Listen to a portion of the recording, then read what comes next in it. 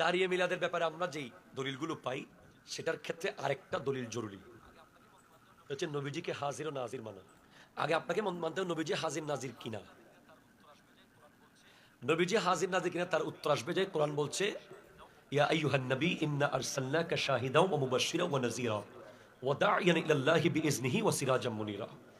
হে হাবিব, আমি আপনাকে শাহেদ তথা সাক্ষী বানিয়ে পাঠিয়েছি।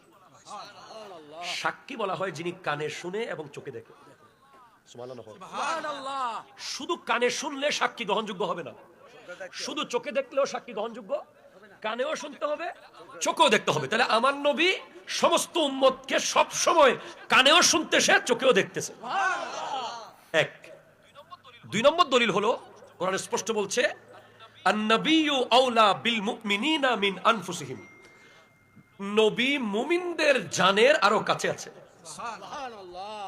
তিন নম্বর দলিল হলো ইন্না ফীকুম রাসূলুল্লাহ, নিশ্চয়ই তোমাদের ভিতরে রাসূল আছে।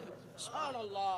চার নম্বর দলিল হলো কবরে যখন মুর্দা লাশ যায়, পৃথিবীতে এট এ টাইম হাজার হাজার লাশ কবরে যায়, আমার নবীকে এট এ টাইম প্রত্যেকটা কবরে দেখানো হয়। সরাসরি বলা হয় মা কুনতা তাকুলু ফি হক্কে হাযার রাজুলে মুহাম্মাদিন সাল্লাল্লাহু আলাইহি ওয়াসাল্লাম, এই নূরানী রাসূল মুহাম্মদ সাল্লাল্লাহু আলাইহি ওয়াসাল্লাম সম্পর্কে তুমি কি বলতে, কি ভাবতে, কি জানতে, কি লিখতে, কি বক্তব্য দিতে বলো। আমরা নবীজিকে হাজির ও নাজির মানি। আবার অনেক ব্যাককল আছে আবার নবীর জন্য চেয়ার একটা রাখে, নবী এসে বসবে, এটাকে আমরা আবার ব্যাককলই বলি। আমরা মনে করি যে আমরা যদি ওরকম নিট এন্ড ক্লিন ইশক নিয়ে বসতে পারি, মুহাব্বত নিয়ে চাইতে পারি, ওরকম মাহফিল সাজাতে পারি। আমার নবী বহু জায়গায় হাজির হয়েছেন। দলিল আমি দেব না, আমাদের কওমি ভাইদের সবচেয়ে বড় গুরুত্বপূর্ণ ইমাম আনোয়ার শাহ কাশ্মীরি, ওনার কিতাব বুখারীর ব্যাখ্যা গ্রন্থ ফয়জুল বারি, ওটার দ্বিতীয় খণ্ডে 240 থেকে 41 পৃষ্ঠায় গেলে পেয়ে যাবেন যে মিশরের একজন বিশ্ববিখ্যাত আলেম আব্দুল ওয়াহাব শারানি, উনি মিশরে আজহার বিশ্ববিদ্যালয়ের আঙ্গিনায় হাদিস পড়তেন উস্তাদের কাছে।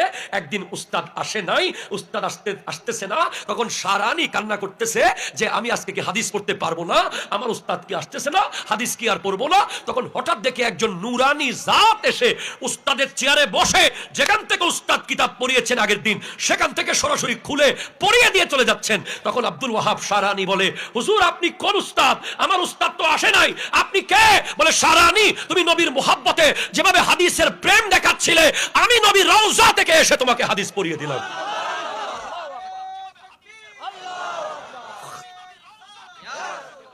এই নবীর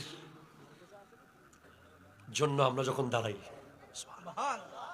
এটা ফরজ নয়, এটা ওয়াজিব নয়, এটা মুস্তাহাব, মুস্তাহসান।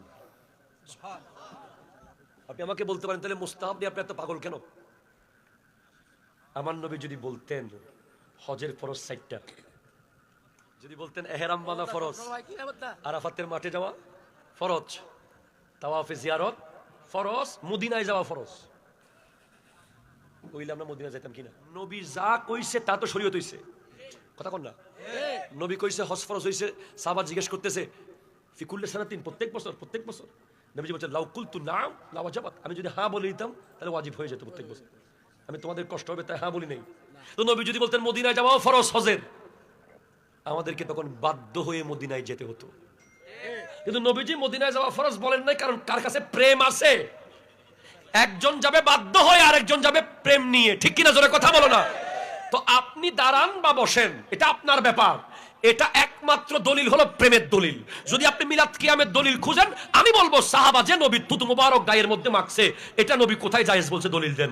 সাহাবা যে নবীর পশ্চাৎ মুবারক খেয়ে ফেলেছে, দলিল দেন। সাহাবা যে নবীর ঘাম মুবারক গায়ে মাখছে, দলিল দেন। সাহাবা যে নবীর থুতু মুবারক নাকের শ্লেষা মুবারক নিয়া বুখারীর হাদিস গায়ের মধ্যে মাখছে, পৃথিবীর কোনো কিতাবে আসে নাই আমার নবী যে বলছে আমার থুতু মুখে মাখিও, আমার শ্লেষা বুকে মাখিও। বলে তাহলে এগুলো কি? এগুলো হলো প্রেম।